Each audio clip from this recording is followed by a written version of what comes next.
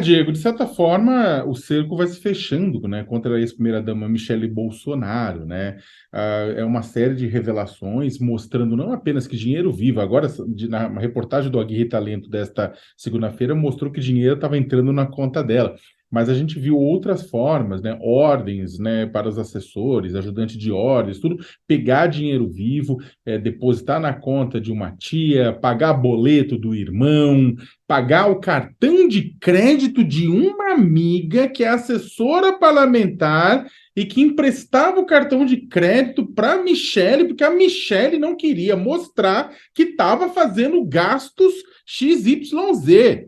Aí o pessoal que está me ouvindo em casa sabe muito bem, já deu a perceber que tudo isso é indício de mutreta, né? A questão é que apareceu também no final de semana, graças a uma outra reportagem do UOL, né, mostrando que a Polícia Federal descobriu que tinha parte desse, que tinha recursos, que de uma empresa que tinha contrato com a Codevasf, que é uma estatal, que era pago para uma pessoa, que dali era pago para um dos ajudantes de ordens, que aí, que aí daí fazia saques para pagar contas da família imperial bolsonarista. Então, o que acontece é que, nesse escopo todo, Diego, tá fechando o cerco contra a primeira-dama, é complicado para ela. Um tempo atrás, vamos lembrar que o próprio Valdemar da Costa Neto, presidente do PL, meio que lançou a Michele, não, ela pode ser candidata à presidência da República, agora começa a ficar complicado, né? É um peso nas asas políticas dela, afinal de contas, é aquela coisa, né? A Michele e o Bolsonaro, né, sempre se venderam como homens simples, mulheres simples, do povo, gente como a gente, e temente a Deus, né?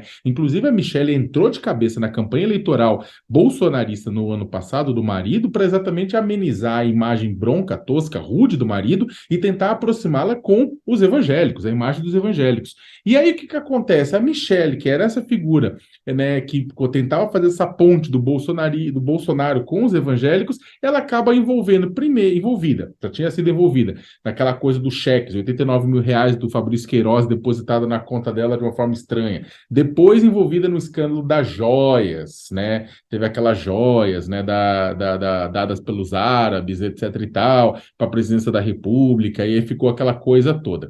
Depois entrou em toda a fogueira eleitoral, ela também envolvida. E agora ela está envolvida num esquema de que, ao que tudo indica, pode ser uma rachadinha com dinheiro público, com desvio, com A, com B ou com C, pagando conta dela, pagando os luxos dela. A população, em geral, que, de certa forma, deu até o benefício da dúvida para Bolsonaro e família com relação aos 700 mil mortes por Covid, com relação aos 600 crianças mortas entre os Yanomamis, que deu o benefício da dúvida com relação ao golpe de Estado de 8 de janeiro, com relação às joias e com relação ao cartão de vacina e com relação a esse dinheiro utilizado para pagar a conta, não dá o benefício da dúvida, não.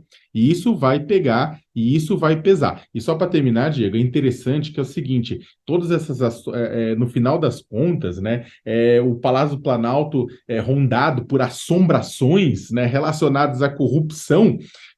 Ironicamente, a Michele Bolsonaro tinha dito no ano passado que o Palácio do Planalto era os governos passados já haviam consagrado o Palácio do Planalto a Satanás, ao demônio, né? Ou seja, havia um mal lá. O mal agora a gente vê que é rachadinha. Contigo, né? E aí, essas denúncias chegando perto da ex-primeira-dama também, Sakamoto, isso incomoda, será, o ex-presidente ou ele está mais aliviado, né? Como é que é a relação dele? É porque a ex-primeira-dama vinha ganhando um protagonismo grande, né? Até cotado aí para cargos importantes nas próximas eleições.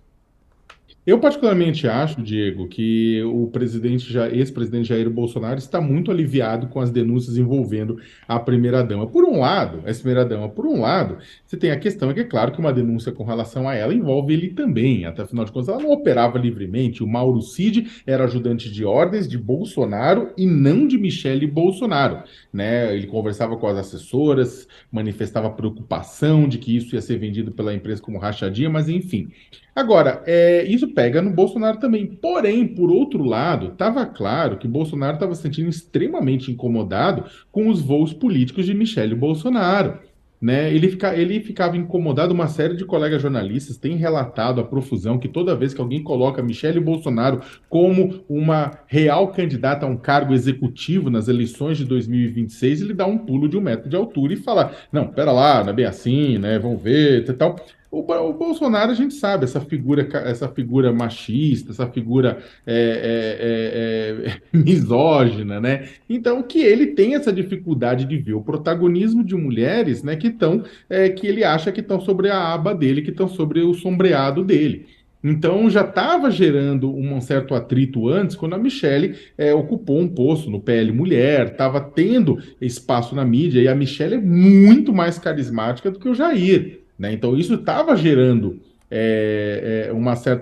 um certo estranhamento. Então, ela foi até quando ela voltou para o Brasil, voltou antes dele, que ele estava lá exilado na Disney, né? Ela voltou para lá depois de ter participado de eventos públicos aqui, voltou para lá, né? Até para de repente ter uma DR com o marido, né? E aí depois voltou todo mundo, o Bolsonaro voltou para o Brasil para não perder mais influência política. O ponto, ô Diego, acho que para considerar, tem muita gente do lado bolsonarista dizendo: ah, tá havendo um ataque a Michele Bolsonaro, porque a Michele Bolsonaro é mulher. Não, na verdade é o seguinte, vamos lembrar que quem jogou a Michele Bolsonaro para o meio da fogueira política foi o próprio marido, com os cheques do Queiroz, com as joias sauditas, com a eleição do ano passado. Foi ele que jogou ela na meio da fogueira. E agora, ao que parece, né, eu desconfiaria que ele está, de certa forma, tranquilo, porque o nome de Michele perde força exatamente por conta do tamanho dessas denúncias, o que acalma o machismo do presidente.